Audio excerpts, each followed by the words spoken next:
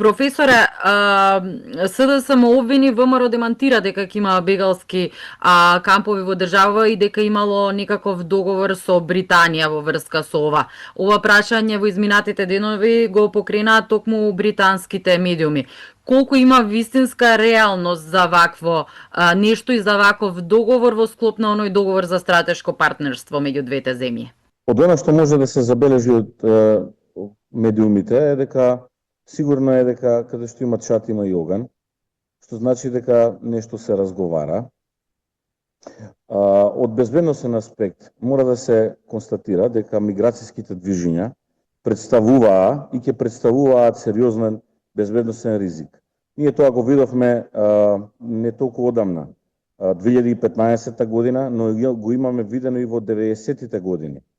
Што е разликата? Разликата денес е во тоа што овие миграцијски притисоци се поизразени и доаѓаат од континенти, пред се Африка и Азија, кои се држави со висок природен наталитет, во кои има развојот е на особено ниско ниво и во кои практично на некој начин имаат луѓе за извоз. Но проблемот е од безбедносен аспект е што може кај нас да предизвика значителни ризици.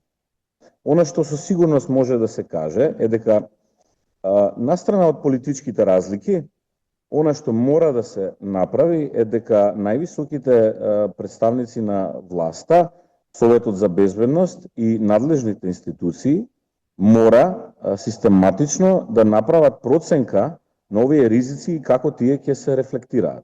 Колку е тогаш во интерес на Македонија и на Европската Унија да има вакви бегалски кампови кај нас во државата? Сега сме во ситуација на преструктурирање на геополитичкиот поредок и создавање на мултиполарен свет, каде се уште никој не знае како тој истиот ќе изгледа. Во тој мултиполарен свет наш интерес би било да припаѓаме на силна Европа. Еден од точките на тој поларитет да биде европскиот континент, во кој Велика Британија, односно Обединетото кралство, не е член. Од тука, што значи ова отварање на вакви бегалски кампови на Балканскиот полуостров, ќе значи безбедносен ризик и за периферијата на Европската Унија. Зашто Обединетото кралство, например, не би отворило вакви бегалски кампови во државите од Блискиот Исток, каде што имаат традиционални блиски односи?